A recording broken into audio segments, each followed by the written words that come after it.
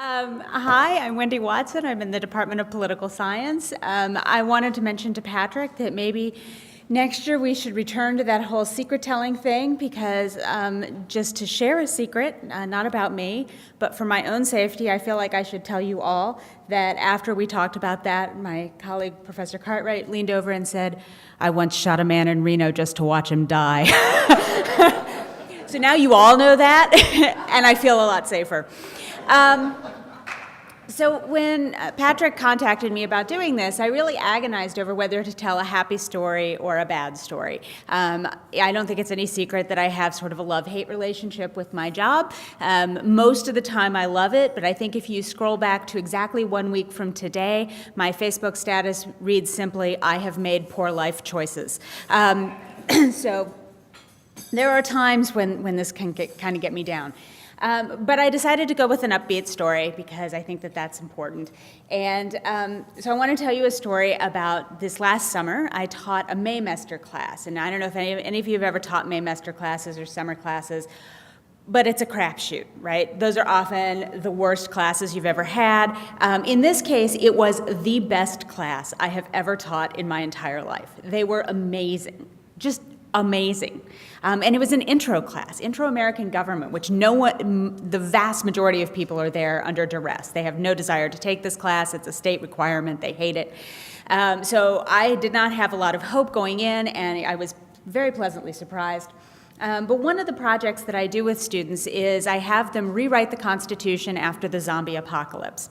And so they work in groups, and the zombie stuff actually only really comes in when they talk about civil rights and civil liberties, because there are now in our fictitious world type 2 zombies who do not eat brains, but you can distinguish them from the uninfected quite easily, and they are carriers of the more virulent type 1 version of the virus, which I'm sorry, I apologize to all biologists in the room, this is not real. So they have to decide what to do with these type 2 zombies, and they have to decide whether they're going to allow them to vote, can they hold office, are they going to segregate them, are they going to sterilize them, lots of different things they have to consider. And like I said, this class had been going really well. I had a mother-son in the class, which was very unusual, and they said that they would go home and talk about the zombies every evening over dinner, and I loved that. And I had this one student, we shall call Joe. And Joe had a very dominant guy in his group, a guy who kind of ran roughshod over everybody else. And Joe had already expressed his concern over this guy a couple times. And when he came to me after they did civil liberties, and he said, "Look," he's like, I don't really know what to do about this. My group wants to exterminate the type 2 zombies. He's like, I can't even believe they're this horrible. And I am horrible because my first thought was to say, you realize this isn't real, right?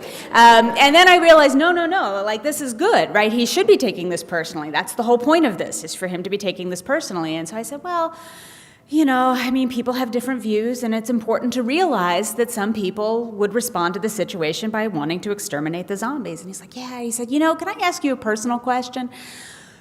I was like, oh, yeah, I guess, sure, go ahead. He's like, well, you seem like you understand how the world works, which is pretty funny in and of itself. He's like, you seem like you really understand how things work, but you also seem like you're happy. How do you do that? I said, what do you mean? He's like, well, the more I learn about the way the world works, the more depressed I get. And you seem to smile all the time, and that's really weird. How do you do that? And I kind of, for a moment, started to choke up a little, because I, like Professor Broyles, am a crier, and so, I was like, oh, God, he has feelings. That's awesome. And I said, well, look, it's really important. The world can be dark, right? It can be a very dark place. People do horrible things. But there are also people doing wonderful things, and you just have to choose to pay attention to the people who are doing wonderful things.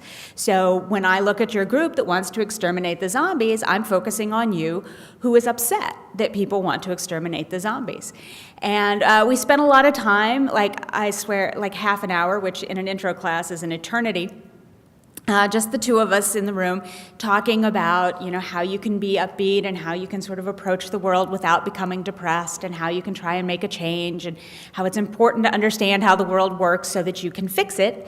Oh, no, my time is up. Anyway, so the reason that I told this story, and the reason that I told everybody this story, was first, it was such a wonderful reminder that our students are incredibly dear, and they really do want to make a difference. But it was also a reminder to me that I'm not always the teacher and then the student, that we can actually relate on an absolutely human level.